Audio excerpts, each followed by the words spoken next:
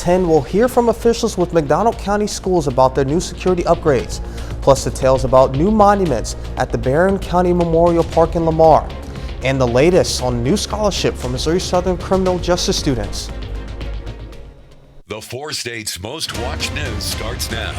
With the school year just around the corner, McDonald County Schools are making sure they put up safety measures for their students. KOAM Shagun Bamdali has more on the story. As the new school year approaches, McDonald school leaders are working around the clock to make sure students are safe on campus by updating their camera systems. When you're one of the early adopters of something like security cameras, then over time they have to be replaced. So while we've had camera systems in place for a while, with updated technology and capabilities and the ability for cameras to do some of the things that they couldn't do early on, it was definitely time to upgrade. Speaking to Ken Schuttner, the communications director of McDonald School District, he tells us why the old cameras are being replaced. Some locations have cameras that are more than 10 years old. So in order to make sure that we're able to monitor both inside and outside the buildings, we needed new equipment and new technology. And the technology now that's available is just far and away better than what we have in the school system now. Officials say that they will be able to access the cameras from their cell phones. For example, the camera detects unusual activity. So maybe an area of the building that's typically quiet, but it detects a lot of noise or commotion. We'll get an alert on our cell phone and it'll let us know that that's an area that we need to immediately look at because something unusual is happening. And we didn't have that capability before. In McDonald County, Shagun Bamdali, KOAM News. The new cameras will give better and more clear locations and allow administration to better monitor inside and outside the schools. The district will install around 350 cameras, which includes all buildings. And now Doug Hetty joins us with the first look at the weather. Well, it turned out to be a hot day, but not a bad one because we really didn't have any humidity out there. So yeah, it felt hot. It just wasn't muggy and soupy. 93 and 70, 91 and 69 are the normal. So this is pretty close to where we should be. 101 is a record set back in 1980. As we go through the next few days, mainly dry. That stinks. Heating up for the weekend, triple digits returning also stinks. Rain chances not until next week. You can get my long range forecast on my month-long blog, KOAMnewsnow.com. Nothing's going on outside. We have clear skies. Really, the entire 4-state area looks pretty good. Temperatures doesn't feel bad. Mid-70s to near 80 once you get out across southeastern Kansas. We're going to drop back to 65 later on tonight, but 94, so starting to heat up. We're going to look at that heat here in just a bit. Barton County Memorial in Lamar is in the process of adding new veteran monuments. 3 of the 7 monuments have been installed so far. They are not only for area veterans, but a tribute to veterans all over the world. Joe Davis, the president of the Barton County Memorial Park Board, says he is grateful that they got to build the park to honor the ones who served our country. Commissioners, I give them a lot of credit because they could have easily sold this land and we could have some houses here. So they saw what we saw, you know, the importance of keeping this as a tribute. The monuments will be finished by the Memorial Park's opening celebration on September 17th. And a Black Hawk helicopter will fly and land in the park during the celebration. Joplin's Bright Futures is honoring 2 fallen JPD officers through a scholarship. The Officer Jake Reed Memorial Scholarship and the Corporal Ben Cooper Memorial Scholarship will be for 2 Joplin High School graduates majoring in criminal justice at Missouri Southern. Today, Bright Futures hosted a ceremony and donated more than $3,500 to each fund. It's so important to us to be able to honor those officers. We couldn't do what we do without the support of our community and our police, and so we're just so grateful, and we would like to be able to grow our students to become officers that are like Officer Reed and Corporal Cooper. The scholarship is funded from the proceeds of the Bright Futures annual Guns and Hoses benefit basketball game. St. Anne's Catholic School in Carthage is partnering with Notre Dame University to enhance its bilingual education program. The program focuses on teaching preschoolers how to write and speak in English and Spanish. With the Hispanic community increasing within Carthage, St. Anne's wants them to keep their roots while also growing. It amazes me that, we're telling non-native speakers, learn another language so you can get paid better, but we're taking our Spanish speakers and saying, stop learning your language. St. Anne's is integrating bilingual lessons in the older grades as well. Some new teachers in the McDonald County got to learn the ropes to teaching today. The New Teachers Academy gives new teachers the chance to learn about several different programs that can help them in the classroom. One of the programs, called the New Teacher Mentor Program, pairs a new teacher with one who has already been in the field for several years. The program is not only beneficial for the teachers, but it is also beneficial to the students. I think the most exciting thing for me and my co-partner is the welcome to be here and learning. All the teachers are here for the same reason, and we are here for the community and our students primarily. They will always come first. Teachers also learn more about computer systems the district is using, including the new student information system the district is using this year. And coming up, details about a Kansas man being convicted of illegal autopsies.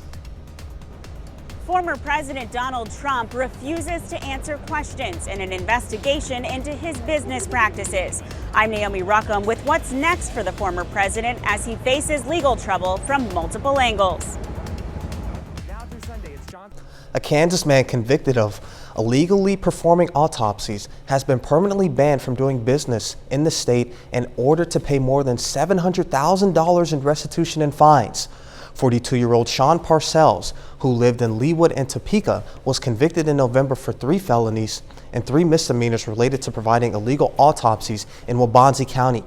He also pleaded guilty in May to one federal wire fraud charges and related to the autopsies. The Waubonsee County crimes took place in 2014 and 2015.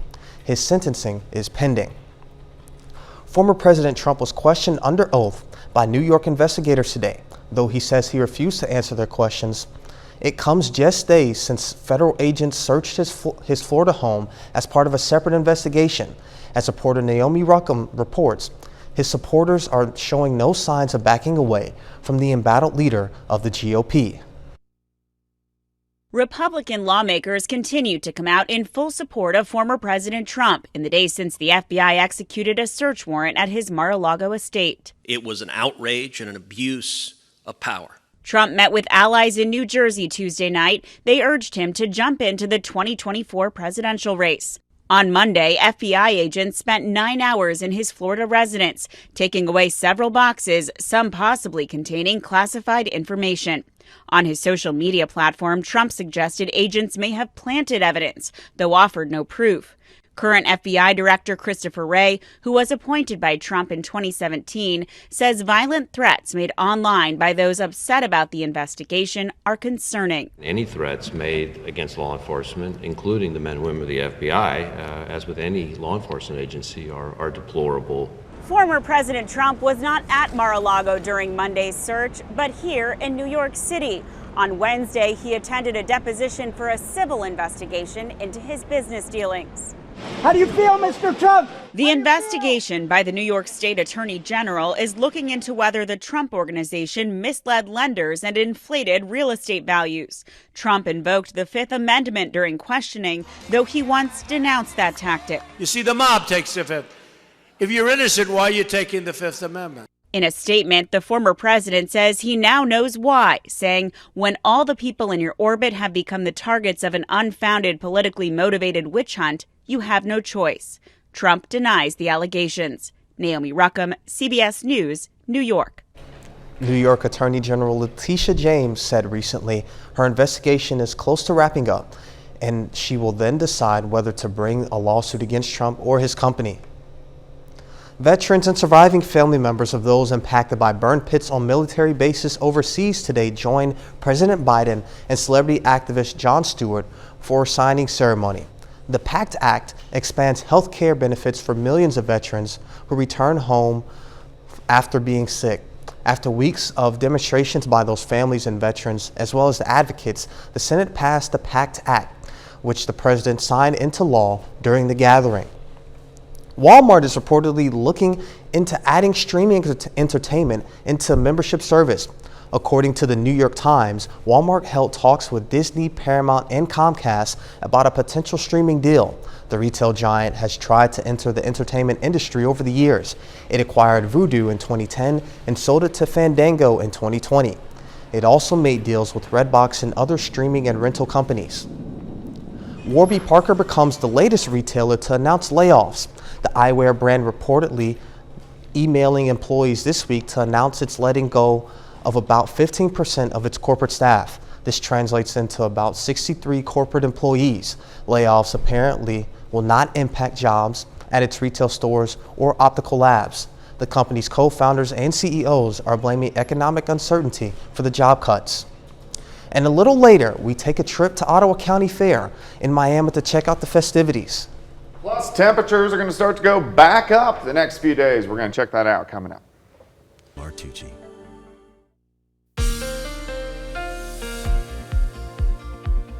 Well, of course, it turned out to be a hot day for us today. Temperatures, they warmed up into lower 90s for afternoon highs.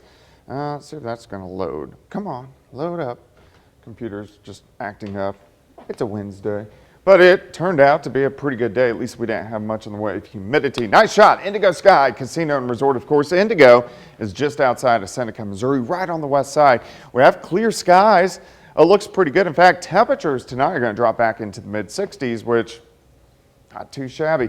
All right, we know late June was hot. We know July was hot. First week of August, hot. Second week in general, hot. We did get an 89 yesterday, below average, and then we went right on the other side. Once again today, we're going to get red day, red day, red day, red day. So we're going to continue overall the heat, but there are some better signs down the road, which are always good to see, especially we're rolling out of the old pattern into the new pattern, which is going to last for the next year. So we're seeing some changes of that new pattern, which is starting to take shape, which is good. Upper 80s on the Missouri side, lower 90s most of us, mid 90s, western counties, 4 highs for us today, but it's pretty comfortable right now. 75 in Carthage, Grove at 78, 80 in Neodesha, Chanute sitting at 79. We'll drop back mid 60s. Our dew point isn't that bad. Humidity is decently low, so it's going to feel pretty good outside tonight. We have clear skies. The entire 4-state area, we have clear skies. You have to travel south before you find any rain. I know we need more rain. Unfortunately, it's going to stay to our south as we go through the next few days, but we'll get some more rain chances back in the forecast. It's just going to have to hold off for another 5 or 6 days.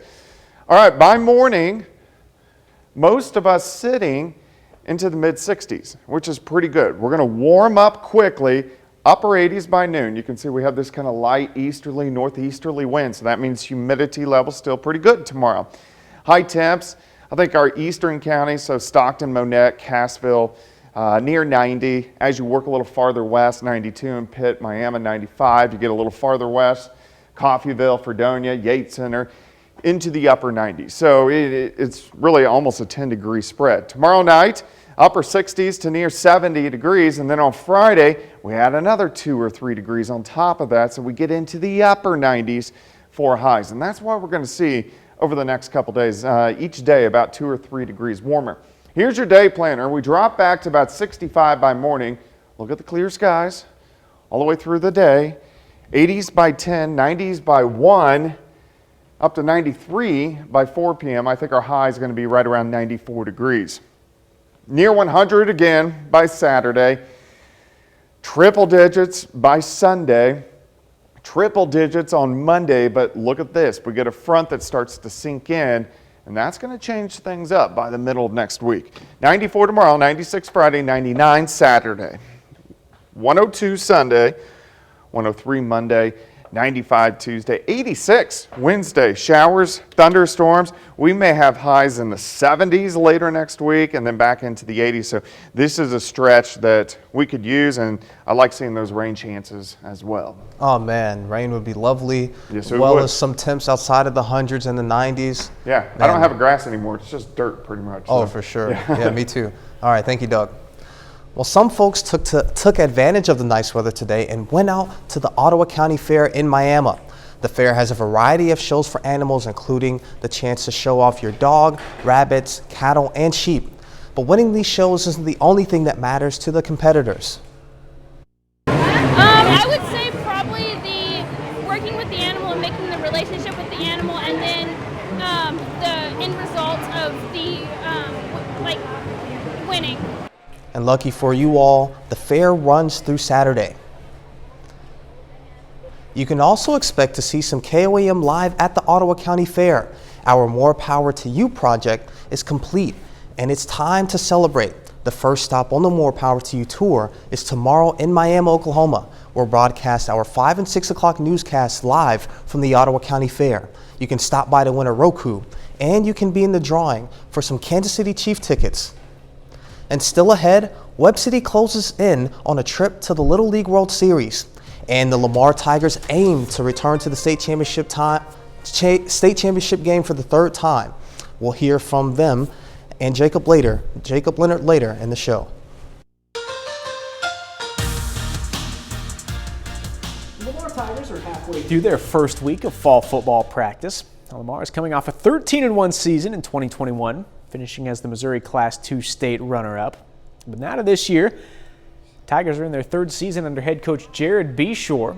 Since he took over, they're 25-2 overall and won the state title in 2020. Now this fall, they got some talented guys back, especially at the skill positions. Guys like Joel Beshore, Austin Wilkerson, Logan Crockett. In camp, their focus is finding some big guys up front who can let those skill guys do what they do. We've always had the mentality here of you win and you lose with the guys up front, and so we put all of our effort into developing those guys. I think we've got some guys that have been stepping up, got some young guys that are learning and kind of going through the ropes and holding on with our veteran guys. We do have a couple guys that we do return up front on the offensive line, have a couple guys returned on the defensive line, so those guys are really just trying to bring the inexperienced guys along with them and just learn as they go. If you want to read more about Lamar or the 62 other local high school and college football teams, good news, our 2020 Pigskin Preview is out right now. Like last year, it's fully digital. You can find it at koamnewsnow.com/pigskin, or pull your phone out. You might be on it right now. Scan that QR code right there. 59 local high schools, 2 junior colleges, plus Pittsburgh State and Missouri Southern. It's all in there. You can find it on our website or the KOAM News Now app. The Webb City Little League baseball team is in the Midwest Regional Tournament semifinals today. Webb City faces Davenport, Iowa, with a spot in Friday's regional championship on the line. Brock Holstein, great start on the mound for Webb City. Strikeout there in the top of the third. More from Holstein in just a moment. Bottom of the third, Webb City trails by 1, but Brady Holland almost put this one out. Goes off the wall out there and right. 2 runs score. Holland in there for the triple. Webb City has their first lead, and they would not give it back. 6th inning. Holstein still on the mound. Gets the fly ball for the final out of the ball game. Brock Holstein, complete game with 5 strikeouts. Webb City beats Davenport 3-1. They are now just 1 win away from a trip to the Little League World Series. The Kansas City Royals host the Chicago White Sox tonight for Game 3 of a 4-game series. The two teams split a doubleheader yesterday to begin the series. Tonight, Kansas City aiming for their 5th win in 7 games. And they're in good shape right now. Bottom of the 8th, Royals lead at 7-3. MJ Melendez is 3 for 4 on the evening with a home run and a pair of RBIs. Also tonight, St. Louis Cardinals aim to even their series with the Colorado Rockies. Now the Cards snapped a 7-game winning streak last night, falling in Game 1 16-5. Game 2 tonight, St. Louis up 8-2 right now in the top of the 8th inning. Albert Pujols, bit of a throwback night. He's 3 for 4 with a home run and 2 RBIs. Jalen, that is actually tonight 687th career home run for Albert Pujols. So Still big night for him. fighting father time, I see. Yep, and he, at least for tonight, he's winning. Awesome. Pigskin preview even had some 8-man football in there. Yeah, we got some 8-man, and Chitopa, I think, is actually going to 6-man this year, so it'll be something that I haven't seen. But. And you guys have covered all the bases. Well, that's Look at Sports, and we'll be right back after this. We take time now to honor a local veteran. Harry Kelly served in the U.S. Navy from 1940 to 1945. His hometown, Basor, Kansas. We're proud to salute Chief Boatswain Mate Harry Kelly, our 4-state hero. Some Marines in Holt Summit, Missouri came together to support one of their own by putting their construction skills together to the test. Reporter Elise Person has the story. This is how one group of Marine veterans spent their summer afternoon, working to give a fellow Marine a functional deck.